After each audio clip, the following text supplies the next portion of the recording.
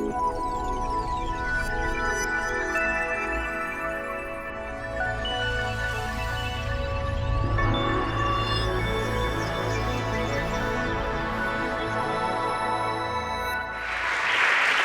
will be introducing the ideas of ecology of mind through a series of demonstrations, a couple of which will require willing participants to come up and join him on stage. And then following the presentation, he'll take your questions. So we're delighted that you can join us this evening, and particularly you, Beau. So please join me in welcoming Beau Lotto.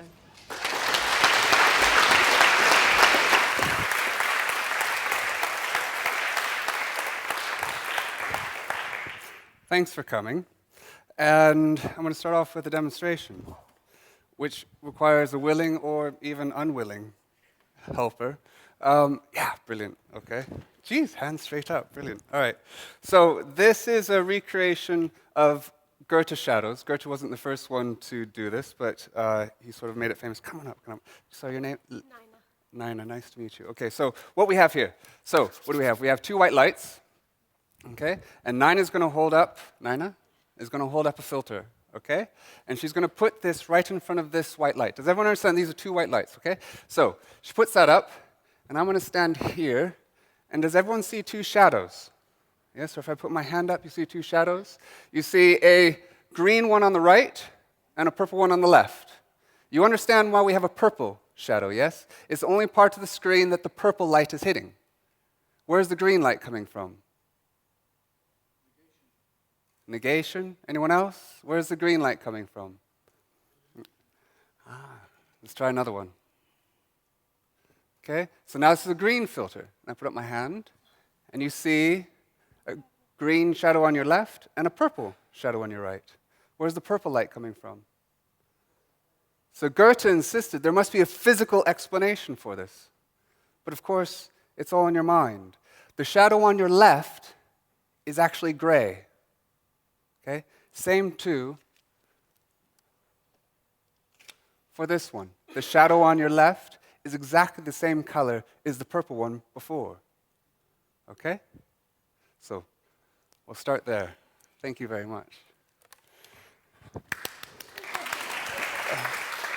Right? So context, that's context. Context is everything.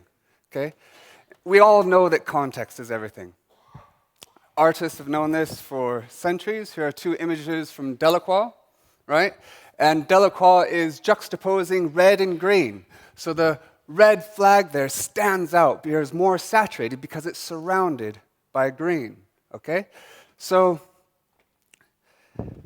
the first person to really quantify these relationships between color was someone called Chevreul, okay? Now Chevreul, he was a chemist.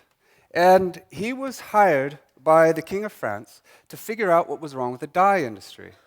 The problem was that people were creating their tapestries. They were selecting the threads, the colors of threads that they were going to make a tapestry from, get woven together, and be delivered to them. Problem is, the colors didn't look like the colors they selected.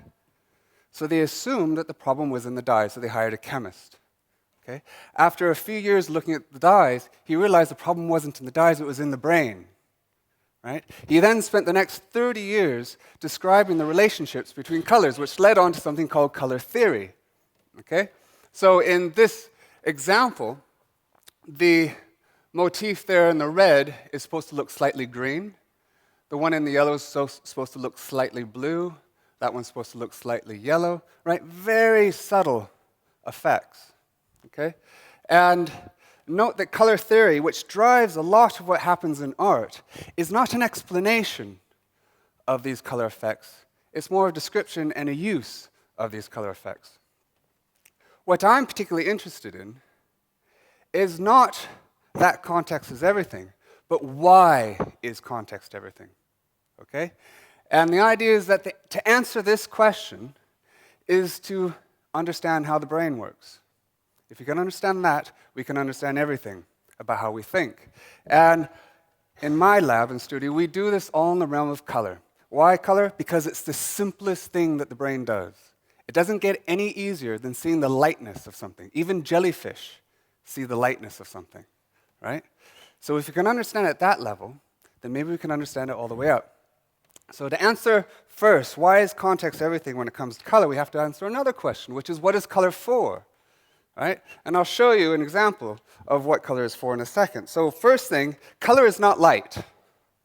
That might seem odd, right? Of course, light generates perceptions of color, but it's not light. So here's light.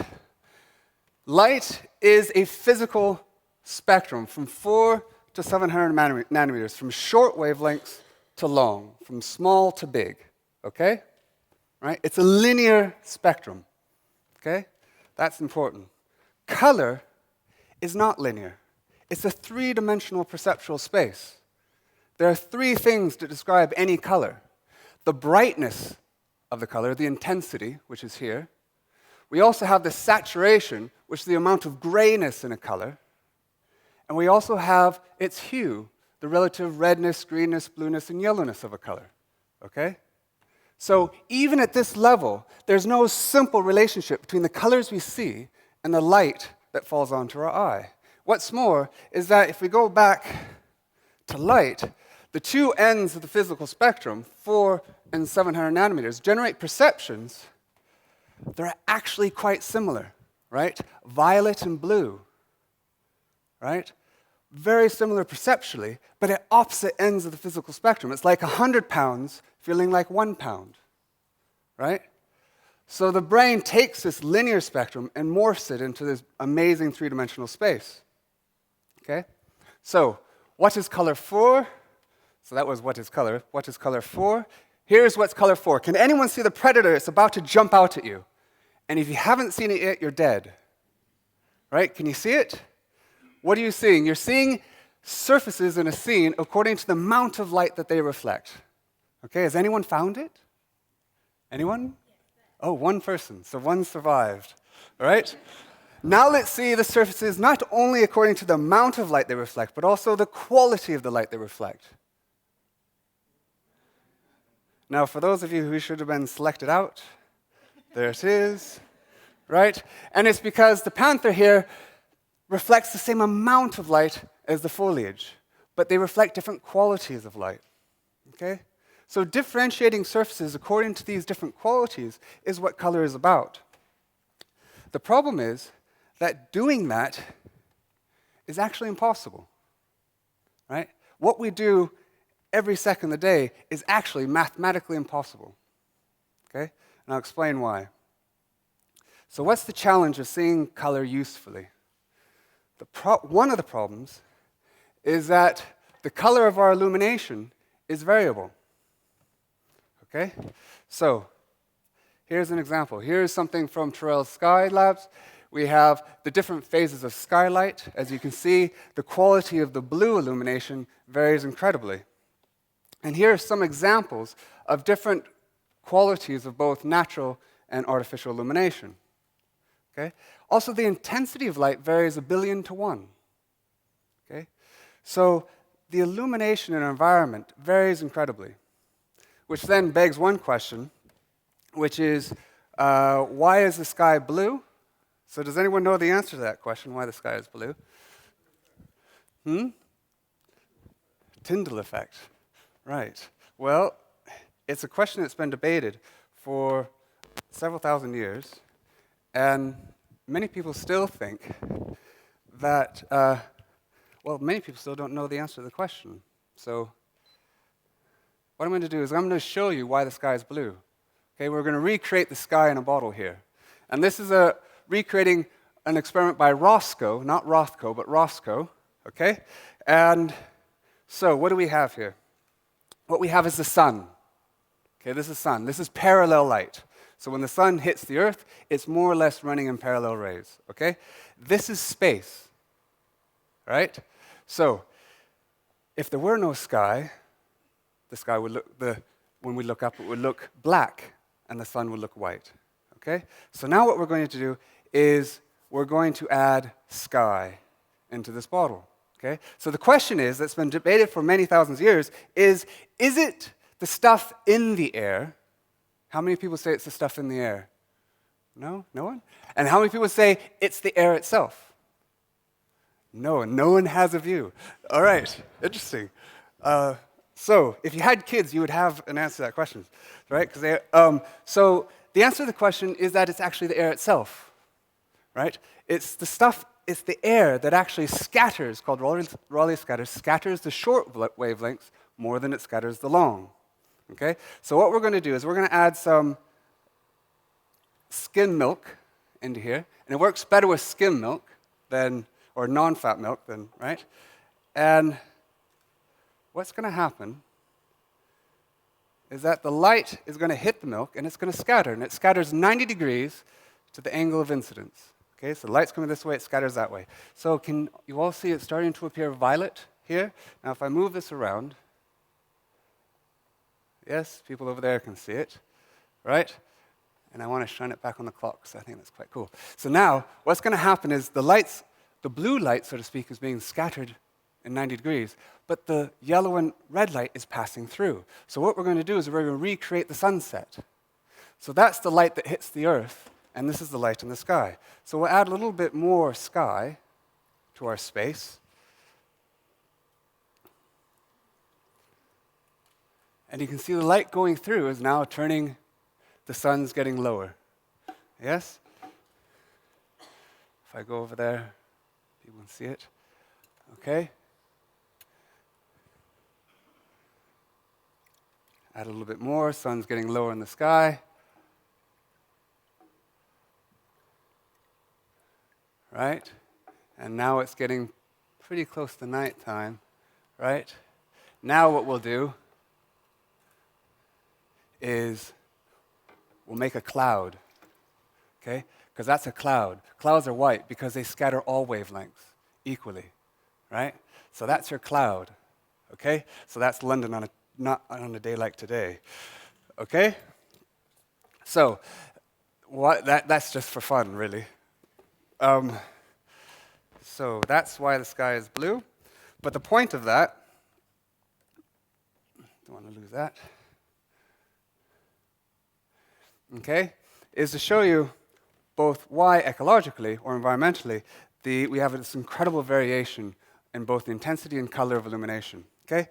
What's also variable is the space between us and the objects we're looking at, okay? So a couple of years ago, I was asked by the BBC to take part in their COAST program, and the question, because they're doing something down at St. Ives, and the question is, why is the light in St. Ives unique? And the answer to that question is, well, we don't know if it's unique. So they said, well, could you come on the program and test? And I said, yes, but it would take about a year. And they said, well, you've got about 5 minutes. So we decided what we'd do is we'd try to create a situation which would explain why it might be different, right? And the way we did that is we looked at the air, the stuff in the air, not the air itself, but the stuff in the air. And of course, we then needed to compare it to something else. So we compared it to London, okay? So what we did is we filtered the air outside my lab, which is an old street, okay, for 3 hours at normal respiratory rate. So the air is being sucked through, and all the stuff in the air is being trapped in a filter, okay? And that's what you see in the upper left-hand corner. Right? So that's the beautiful quality of the air in London, okay? And this is just a repeat to show it wasn't an accident, right? The one in the middle is down at St. Ives for the same amount of time. And the one at the right is outside my lab after a rainstorm, okay? So what does that actually mean in terms of seeing color? Well, we can recreate what surfaces look like when you're looking through them through the air of London versus through the air of St. Ives. I think you can guess which one's which, right? This is looking at surfaces through the air in London. All the colors become desaturated. They become increasingly brownish gray, okay? So we have two problems. We have the color of illumination is variable, and the color of space is variable. So who cares? The reason why this matters is that if we go back to Berkeley, or Berkeley, depending where you come from, right, we have no direct access to the physical world other than through the light that falls onto our eyes. Okay? So imagine the stimulus. The stimulus is the light that falls onto your eyes. And imagine we're here, okay? That's what's hitting your eye. Now, the quality of that light is determined by 3 things in the world: the transmittance of the space between you and objects, the reflectance of the objects, and the color of the illumination. You vary any one of those three things, and you'll vary the quality of light that hits your eye. Okay? So we can't see these things directly. We can only see the combination of them. Okay? So, imagine this is the back of your eye. Okay? Imagine this is your retina, and this is a projection onto your retina from objects in the world. And these two projections are identical in every way. Okay? They're identical in their spectral quality, their shape, their size, everything about them is the same. And yet, those two projections come from completely different sources. So here's one projection up there, right? Coming from an orange surface under direct light, oriented this way, viewed through some sort of bluish surface. The other projection is there, a yellow rectangle in shadow, oriented that way, viewed through a pink medium. In other words, two completely different sources, generating exactly the same projection onto your eyes. All right?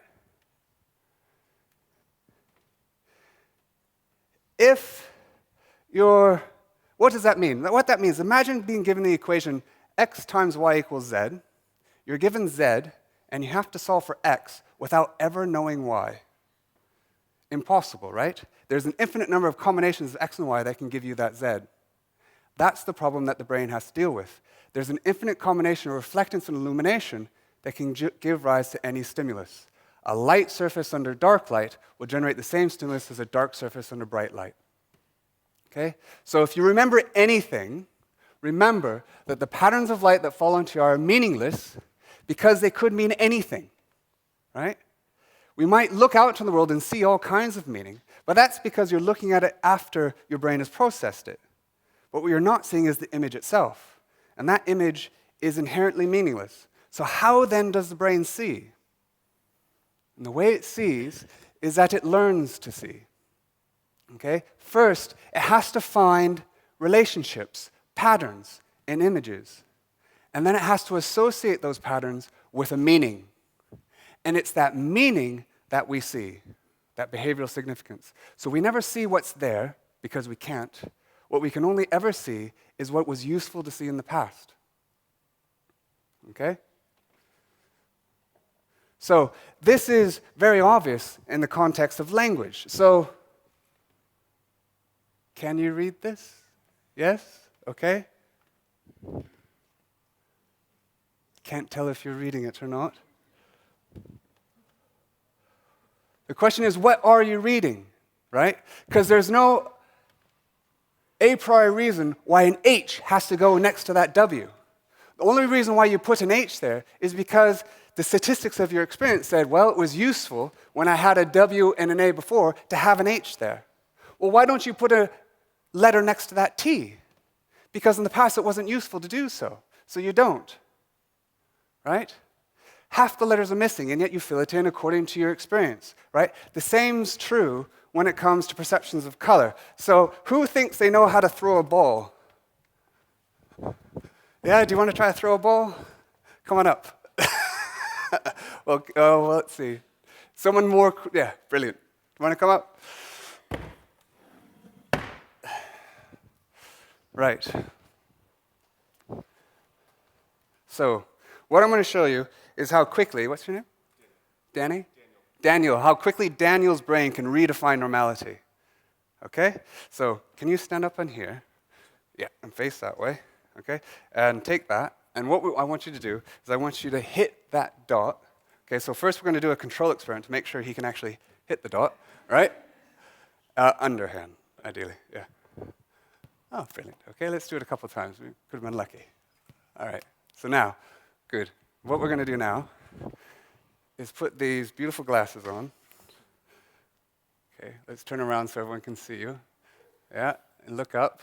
Yeah, lovely. Okay, turn around now without falling over. This could be a lawsuit waiting to happen.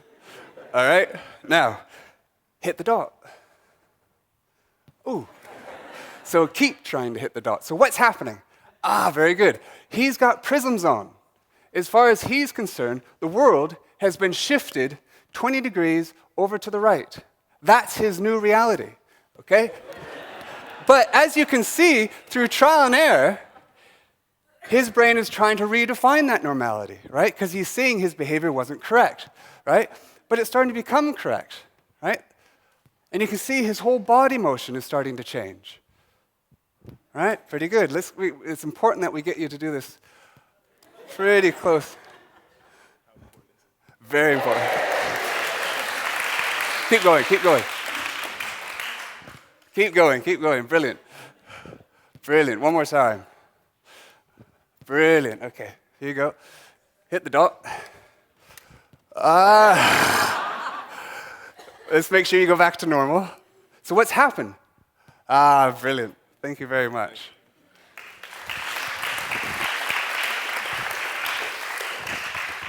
So what happened? When he first threw the ball, of course, he hit the dot, put the goggles on, and he missed to the right.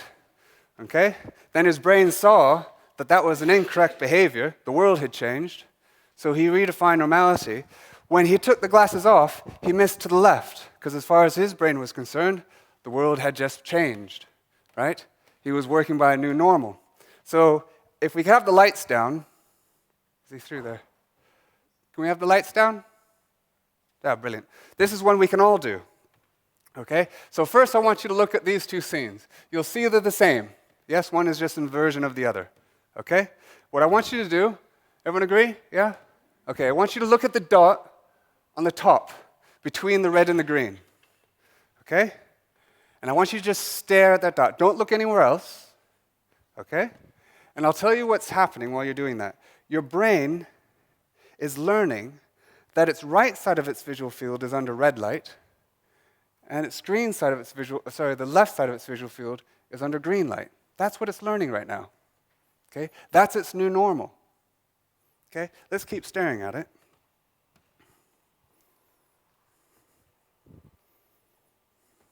We really want you to learn this well. Okay? You're getting very sleepy. All right? Now, look down at the dot between the two scenes.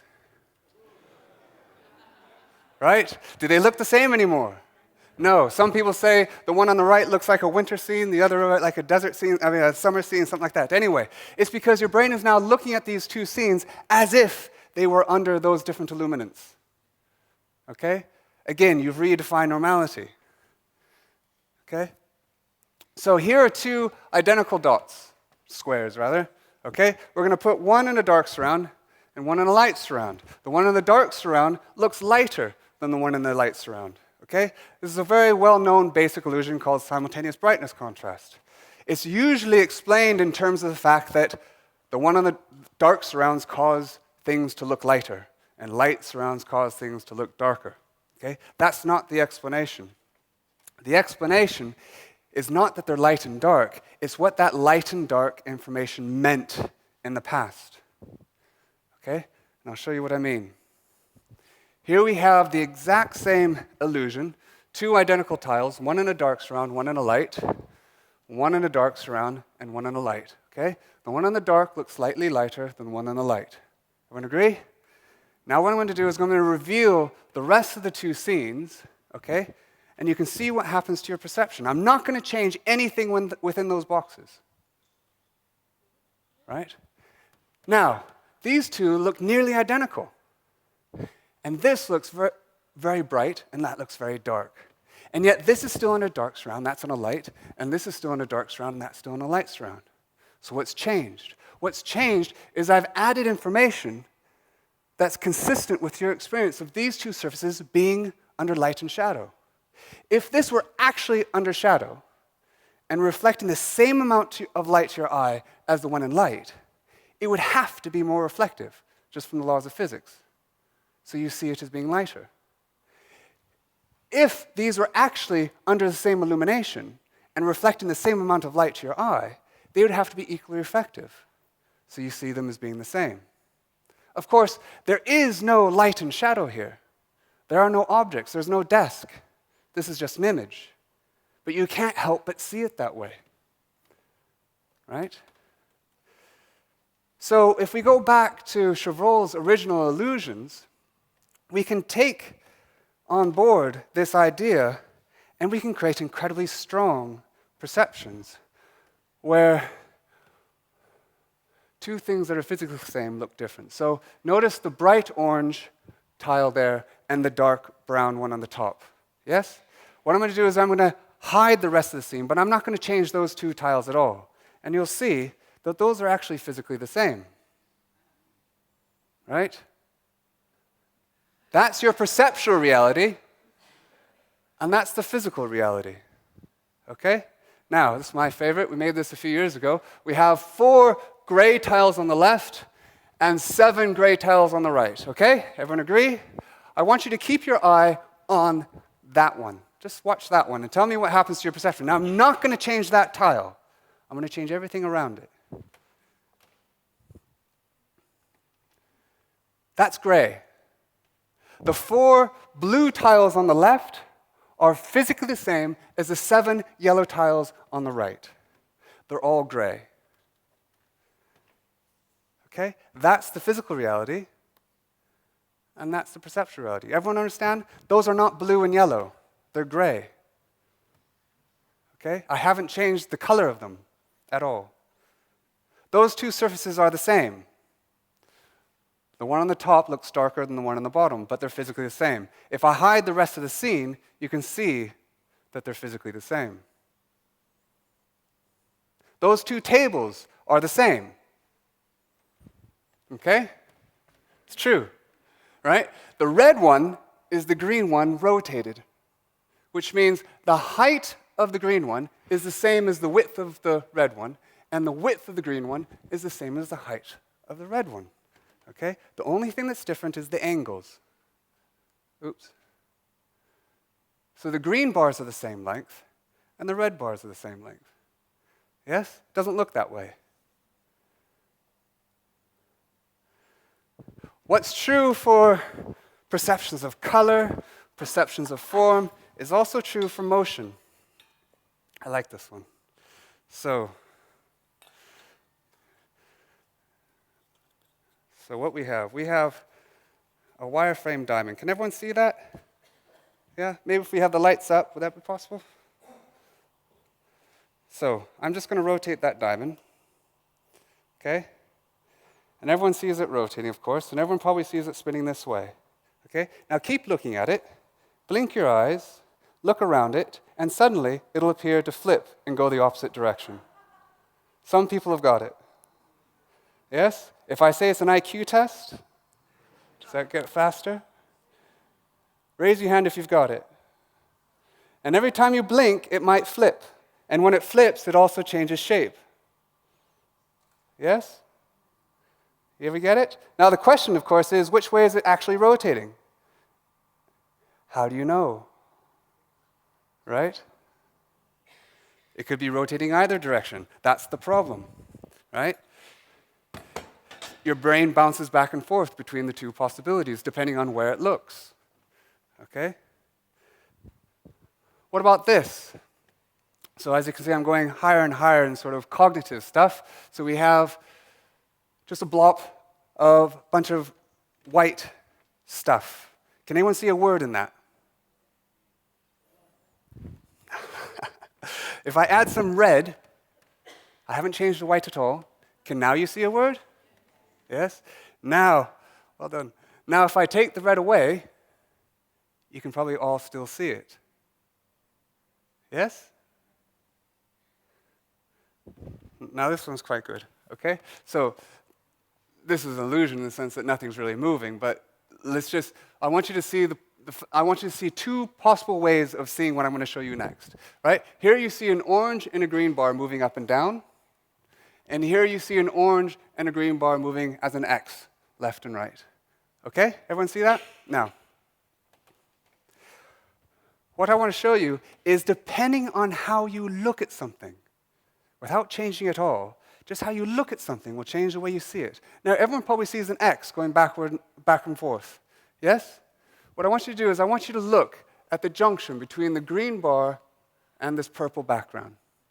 And when you do that, at some point, the green and the orange bar will flip, and they'll start moving up and down. Yes? Do you get that? Now what I want you to do is I want you to look at the junction between the green and the orange bar, and now you have an X. And you look there, and now you have 2 bars. And depending on where you look, you'll see exactly opposite perceptions. In fact, in my lab, if we get you to stare there and attend to these different points, your perception will change. So the pattern of light that falls in your eye has not changed at all. It's just how you attend to it will change what's perception. Okay? So what does this all mean? Okay? The illusion of illusions. Titchener, this is a quote of Titchener's work, who is an artist who was up for a Turner Prize a few years ago, and he often uses illusions in his installations. So here's a quote of his stuff. Titchener uses dizzying optical illusions to demonstrate, to emphasize the fragility of our senses. Okay? Which I have to say is complete rubbish. All right? Human perception is not fragile. Illusions don't show us that human perception is fragile. If it were fragile, we wouldn't be here. Okay? What illusions really tell us is that the brain did not evolve to see the world as it is. Seeing the world as it is not actually important. In fact, seeing the world as it is impossible. I can never get direct access to the reflectance of this surface because it's always going to be under an illuminant. Okay? I can never see it objectively. All right? So I can never see the world as it is, okay? Which means what we actually see is simply what proved useful to see in the past. That's all we ever see. Okay? So coming back to the question is, why does context matter? Because what it does, it relates the present to the past. Okay? The context itself has no meaning except in relation to the past. Okay? And how do I see? I see because my brain evolved to continually redefine normality. It has to. It has to constantly adapt to its interaction with the world.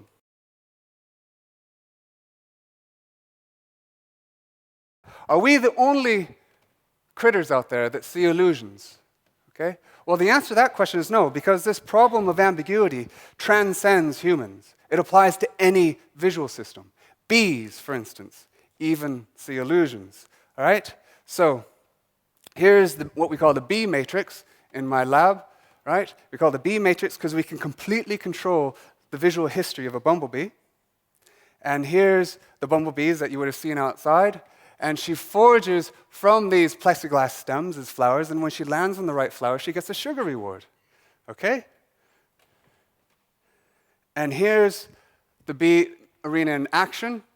This was an installation in the Haywood and various other places, so we sort of take her on the road. There's your queen. These are all the daughters. These are the eggs. The foragers go back and forth from the hive to the arena via this tube. Okay? And that's a guard bee. And you'll see one bee, you see she's got a little number on her. There's another one that comes out. She's got a little number. Okay, they're not born that way, right? We pick out the foragers, because not all the bees forage. We pick them out, we put them in the fridge, and they go to sleep. And then we can superglue a little number on her, right?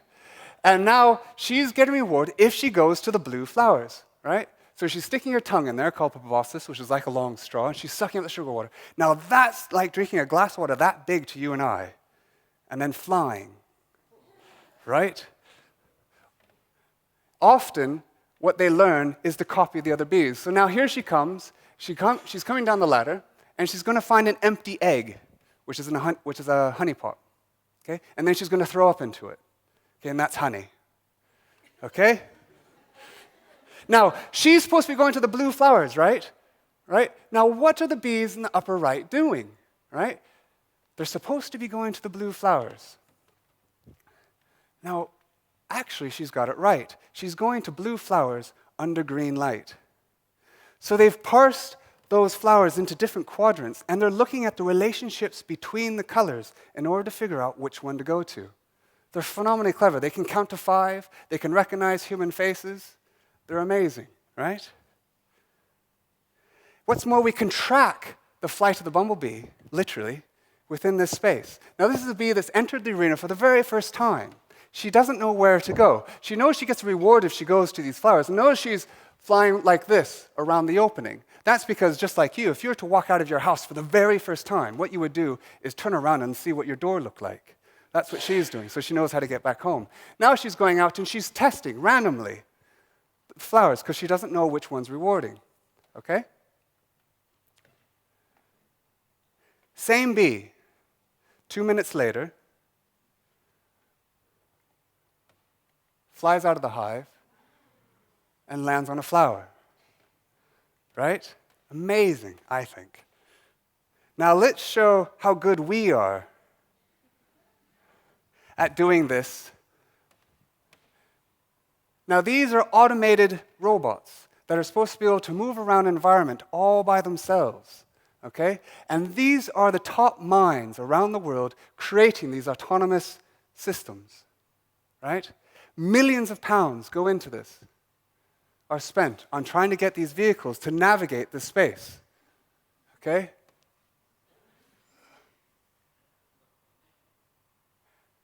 I love that one. Right? I think you get the point. The bee does it with this amazing little brain. This is a cross-section. So if the bee were looking at you, it would be a cross-section of her brain like this. Okay? The eyes would be sticking out the side. Okay? How big is that brain? We all know what the size of a euro is. Can you find the brain on there? That's the bee's brain. Right? It's got 1 million brain cells. 250 times fewer cells than we have in one retina. Is able to do the things that our most sophisticated computers can't do. Right? We can also, however, take advantage of evolution, and we can evolve artificial life systems to solve these problems, and then do behavioral experiments on these artificial life or artificial robots. So here we have an artificial ecology made up of surfaces of different reflectance under different illumination. So you can see the colors are changing. It's because the illumination over the scene is changing. And then we can put these artificial life in. They have little brains. They have little neural networks. Now, she hasn't evolved yet. She's supposed to find the blue surfaces. So she runs around, and then she jumps in a hole. Right? This is one that's evolved.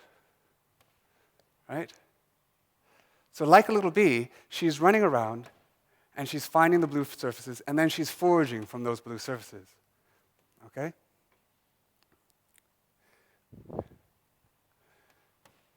Here's one that reproduces there. So everything about this is open-ended. Okay? It is evolution in the computer. Everything about them, they have to decide whether to mate sexually, asexually, whether to eat, how much to eat, whether to move right, left, up, or down. Okay? Now, what's amazing about these little systems is that they not only get it right like we do, they can recognize surfaces under different lights, they also get it wrong exactly like we do. So they would say that those two surfaces are different. The one on the dark surround is lighter than the one on the light surround. They would say that there are lines in the corners of that image. We see it, but those lines don't exist. It's called a Vasarely illusion. Okay? Some of you might see a dark stripe and a light stripe. Those are called Mach bands. We see them, so do these little artificial life systems. Right? All the illusions that we see, these little systems see. Okay? So I'm going to come to a conclusion so far, which is this, that the brain is actually a liquid architecture, okay, that evolved to continually redefine normality. Okay? What we see, conceive, and believe are manifestations of our past interactions with the unknown sources of meaningless information. Okay? There are no absolutes, can't be, only perceptions of a world relative to a changing normal. Okay? That's true at the simplest thing that the brain does, seeing color. So it has to be true all the way up. Okay? So who cares? Should this matter to anyone outside neuroscience?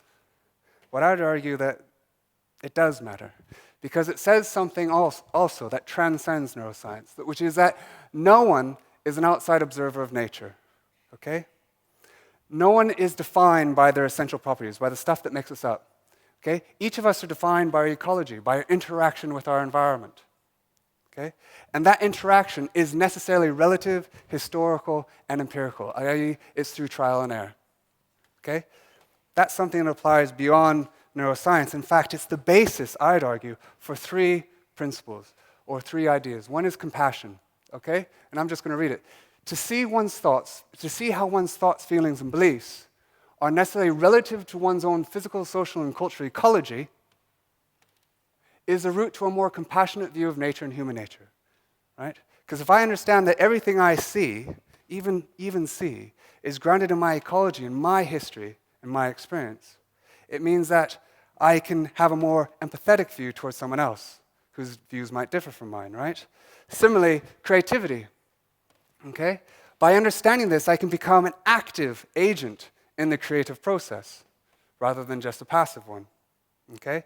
It also underlies choice, okay? By understanding that much of our behaviors are cognitive reflexes, right? If I evolved to see the world in a way that was useful, it means that most of my behaviors are just simply reflexes, they're responses, right? By understanding that, it means I have the possibility of responding differently, and therein lies a choice, okay? And finally, community. And by community, I mean everything, our environment, okay? By understanding that our reliance on our community goes well beyond just simply resource, but defining who we are, by understanding this process, how we're shaped, we can feel a stronger sense of belongingness, connectedness, and being unique parts of the whole, okay? So, to see is to respond. To see yourself see is to give yourself the possibility of responding differently in the future, okay? So, how can we communicate and explore this idea in a more public setting? Well, one is through presentations like this. Another is by creating spaces that enable people to sort of see myself see, to put people in the process of seeing themselves see. Okay? So how do we do that? Well, one concept I like to introduce is this idea of street science as opposed to public art. Okay? Street science, what that is, are real experiments in public spaces. Okay? Not demonstrations like this, but real experiments. Okay? Why would we want to do that? The thought is by enabling people to see themselves in the world differently, by making them part of the process of discovery, okay? With the aim of fostering a more empathetic view of nature, okay? Why shouldn't you do this? Because it's really risky. There's tremendous potential for public humiliation, right? Because most experiments don't work, right? If they did, we'd understand everything, right? So that's what we do. Do these public experiments. So we take the Bee Arena, for instance. This was, again, in the Haywood. This happens to be a gallery in Dublin. And for 2 weeks, do real experiments in the setting of an art gallery, okay? And what's more, we've etched the flight of the bumblebee into these glass towers so we can capture time and space. And people can actually see how this bee's behavior changes with time, which is, in fact, showing them the same process that they go through when they're learning to see, okay? We also, actually, this was just last couple weeks, we also took the Bee Arena, so I've done that a lot, but this is the first time we actually took the Bee Arena to a school, and all the kids designed the experiment, okay? I was simply their technician. They designed the experiment, and here's There's only 2 of these in the world. an autistic boy And explaining the Bee Arena to the rest of his class, okay? Absolutely love this experiment. there's only 2 of these in the world, and What are these? The boxes? 2 of the boxes in the world, and those that are like flowers, and they're not doing experiments what the colours they're attracted to, and in those little things there's like sugar water. You add the same amount of sugar and the same amount of water. That's basically like the nectar pollen stuff. Well, is it nectar or is it pollen? It's nectar. Nectar, very good. And they use it to make their honey with and comb. And in here there's the bumblebees, and they still make honey. And That's the queen right. bees underneath there, Yeah. Why haven't they built a roof on it? because they're cold. Because they're a bit chilly in here. And also, I'm going to be lucky because you're going to give me a beehive. Which is true. I gave him one of the beehives. Two right here. Which his parents loved, I'm sure. And this is the kids actually performing the experiment, okay? And so they're letting the bees out into the arena, okay? And they're recording where the bees fly, okay? So they're collecting the data, and now, last week, I took 4 of them to the pub, literally, we had to get parent permission for that, but we took them to the pub and we started writing the methods section. So we're actually going to submit this as a paper, 25 authors, all of whom are 8 years old or younger, right? They should all get master's degrees, right? Because they've made an original contribution to science. No one knew what the result was going to be, okay? So I'm going to show you another example called synesthetic, okay? And to give you the context for this, I want you to notice this little shellfish here called a stomatopod. She's coming out of her hole there, and this is all in very slow motion. And she hits that crab with the force of a .22 caliber bullet. Okay? She can break your hand. You have to put them in really thick tanks. Okay? What's amazing about these things is not just their coloration, but their eyes. It's got these amazing eyes. The most complex visual system of anything around. Okay? And they've got these stripes, which this is the part they actually see the light with. Okay? These 7-8 rows of receptors. And the way they see is by moving their eyes up and down. And they have so many color receptors. We have 3 that we see light with. They've got 14. Okay? So many that people think they might use light in the way that we use sound. So using that idea, we created a way of people hearing their visual world by translating the light that falls onto their eye into sound. So here's Dave in the lab. He's holding a camera. You can see a line there. That line is made up of 32 blocks. It's going to be broken up, and it's going to be translated into sound. And you'll hear the sound that he hears. Now he's going to close his eyes.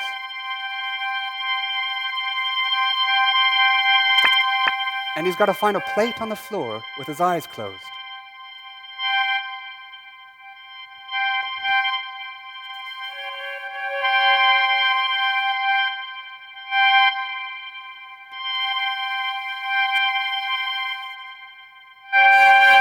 And he does it, right?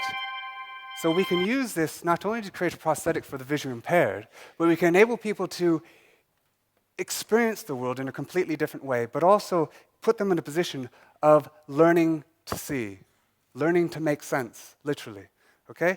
But we can also enable people to make music with color. So again, working with kids, though we're also working with the London Sinfonietta, Tate Modern, various other people, but more fun is to work with kids, and they had to learn about patterns you see, patterns you hear. What might the patterns you see sound like if you could listen to them, right? So then they went off, and they had to make visual patterns according to what they might sound like, okay? So they're learning about abstraction and relationships, whatever, using those words. And here's what they've recreated.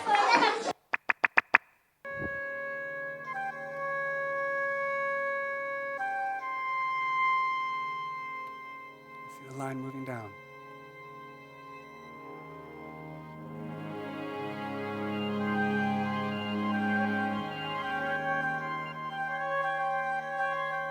Right? So he's composing for a 32-piece orchestra by placing color in space. Okay? That happens to be my son's. And he said not to mention it because I told him I've shown this literally to thousands of people. And he says, it's difficult being famous. I'd rather you didn't mention who I am. So here's one final example we call the Beacon, which went up in Old Street last year. And this is another kind of a public experiment. So what is it?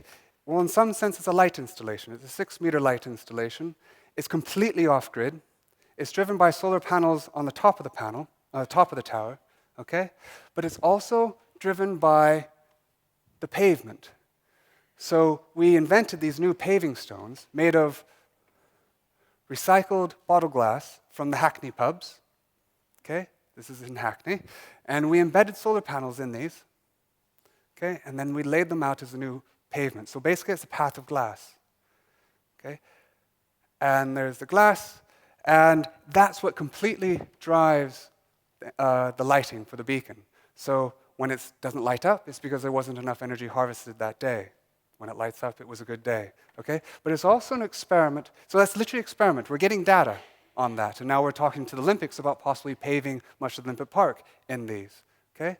So it's literally street science, right? But it's also an experiment in community ownership, because the idea was that half the money from possible future sales of these stones will go back to the local community that took the risk to fund it, through something called the Shoreditch Trust that does social development in Shoreditch and Hoxton.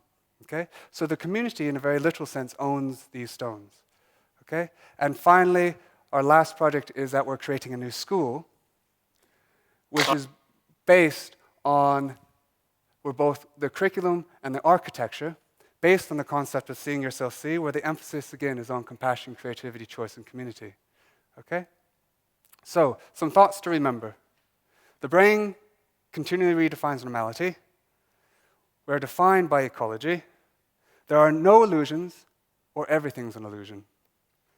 And only by understanding the source of one's own humanity can we accept and respect the humanity of others, okay? And I'll finally leave you with a demonstration.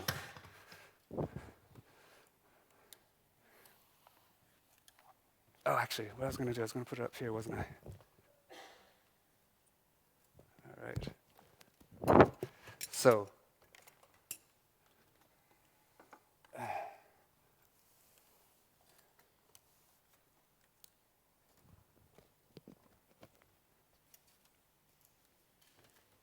this is a bit of a magic trick, okay?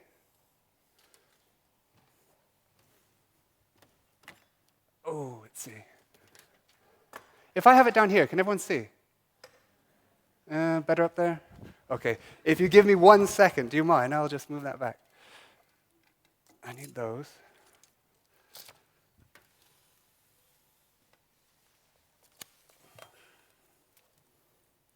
Okay, can everyone see the light coming through that one? All right.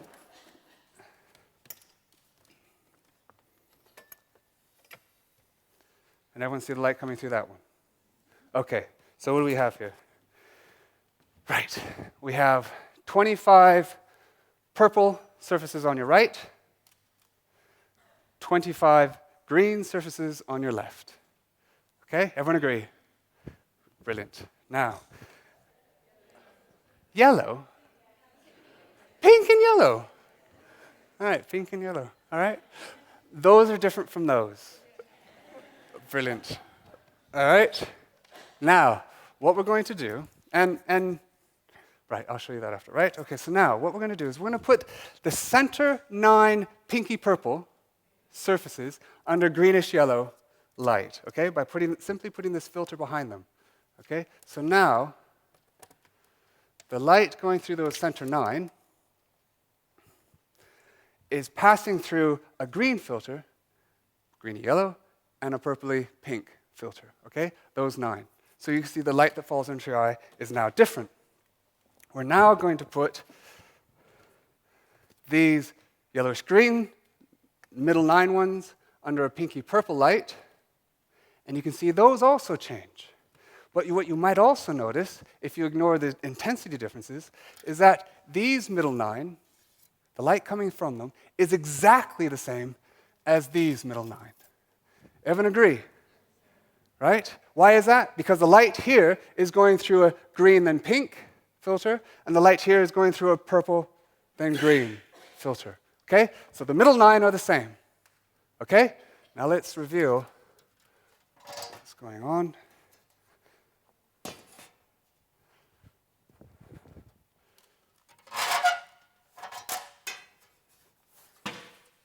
Now remember, those middle 9 are the same. Do they look the same? Now the question is that an illusion? And I'll leave you with that. So thank you for coming.